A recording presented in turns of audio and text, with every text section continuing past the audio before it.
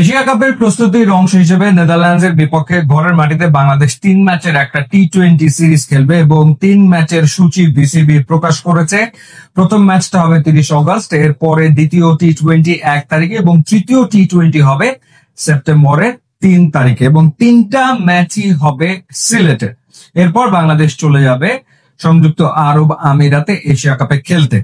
তো নেদারল্যান্ডসের বিপক্ষে এই টি-20 সিরিজ এবং এশিয়া কাপকে সামনে রেখে 25 জনের প্রাথমিক দল ঘোষণা করেছে বিসিবি। কাউকে বাদ দেয়নি, মানে কাউকেই আসলে বাদ দেওয়া হয়নি। ইন্টারেস্টিং ব্যাপার হচ্ছে যে এখনো নাইম শেখকে নিয়ে নির্বাচকরা আশাবাদী, নাজমুল শান্তকে নিয়েও তারা ইতিবাচক, স্কোয়াডে মেহেদী হাসান মিরাজও রয়েছেন।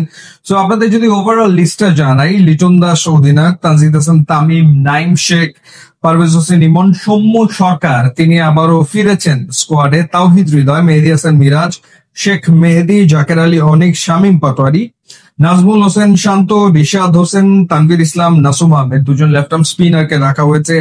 আর পেসার রাখা হয়েছে কতজন? হাসান মাহমুদ, তাসকিন আহমেদ, তানজিম সাকিব, সাইফুদ্দিন, নাহিদ রানা, মুস্তাফিজুর রহমান, শরীফুল ইসলাম, খালেদ আহমেদ তাকেও রাখা হয়েছে। খালেদ আহমেদ গ্লোবাল সুপার লিগে পরপর 2 ম্যাচে 8 উইকেট নিয়েছিলেন, মানে 4 উইকেট করে নিয়েছিলেন এবং তিনি ইদানিং কালে আসলে হোয়াইট বলে দুর্দান্ত বোলিং করছেন, সুতরাং ভাবাই হচ্ছিল যে তিনি হয়তো ডাক পাবেন।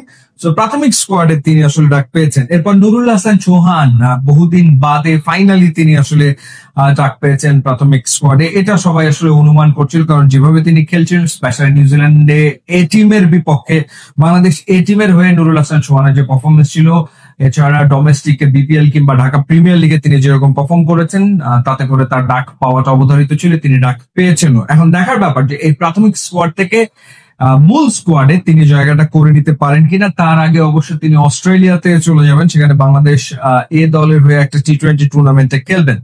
মাহিদুল অঙ্কনকে বিবেচনা করা হয়েছে এবং সাইফ হাসান, যিনি রংপুর রাইডার্স এর হয়ে গ্লোবাল সুপার লিগে খেলেছেন, তাকেও বিবেচনা করা হয়েছে। সো ওভারঅল কাউকে আসলে এই স্কোয়াড থেকে বাদ দেওয়া হয়নি, সবাইকে নিয়েই।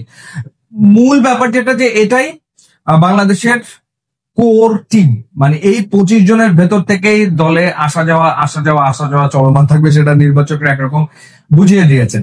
তো এখন দেখার ব্যাপার হচ্ছে যে এই টিমের ভেতরে যেমন সাইফ হাসান, এরপর নুরুল হাসান চৌহান, তারপর মাহিদুল অঙ্কন, তারা অস্ট্রেলিয়াতে যে ওখানে একটা টুর্নামেন্টে খেলবেন, সেইখানে তারা কেমন পারফর্ম করে নির্বাচকরা সেটা দেখবেন।